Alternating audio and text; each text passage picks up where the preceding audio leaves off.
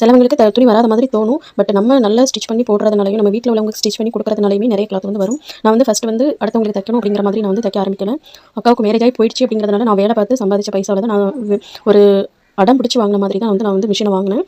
அப்புறம் நமக்கு இருக்கிற ஆர்வத்துக்கு அதை சும்மா ஏதாவது ஓரம் தைக்கிறது, கைலி முட்டுறது அப்படிங்கிற மாதிரி ஒரு சின்ன சின்ன ஏதாவது செய்ய ஆரம்பிச்சு எனக்கு இப்படி தான் அளவெடுக்கணும், இப்படி தான் பண்ணணும் அப்படிங்கிற மாதிரிலாம் எனக்கு தெரியாது. இருந்தாலும் நான் சின்ன பிள்ளைங்களுக்கு வந்து சும்மா பாவாடை சட்டை, ஒரு நைட் மிடி, அதாவது பெட்டிக்கோட் மாதிரி இருக்கும் இல்லையா, அதில் கை அட்டாச் பண்ணி தைக்கிறது, அந்த மாதிரிலாம் முன்னாடி தைப்பேன். அது கரெக்டாக இருக்காதான்னு கூட எனக்கு தெரியாது. இருந்தாலும் அப்போ உள்ள ஆர்வம் தான் என்ன அதுக்கப்புறம் ஒன்று ஒன்றா கற்றுக்கிடணும்னு சொல்லிட்டு ஆரம்பிச்சது. அப்புறம் அந்த செல்லு வந்து 2017-18 செல்லு கைக்கு, அதாவது டச் செல்லு கைக்கு வந்ததுக்கப்புறம் தான் நமக்கு ஒன்று ஒன்றா பார்த்து நம்ம ஸ்டிச் பண்ண ஆரம்பித்தோம். அதில் வந்து ரத்னா ஸ்டிச்சிங் கிளாஸ், அதுக்கப்புறம் ஒரு 2-3 கிளாஸ் வந்து இருக்குது. அது வந்து நம்ம அதை பார்த்து தான் நம்ம வந்து கற்றுக்கிட்டு இப்போ நமக்கு தைக்கிறதும் இல்லாமல் நான் ஃபஸ்ட் வந்து எனக்கு அம்மாவுக்கு இந்த மாதிரி தான் தைச்சேன். அதில் தைச்சி பிடிச்சவங்க தான் எங்களுக்கு வந்து திரும்ப கொடுக்க ஆரம்பிச்சாங்க.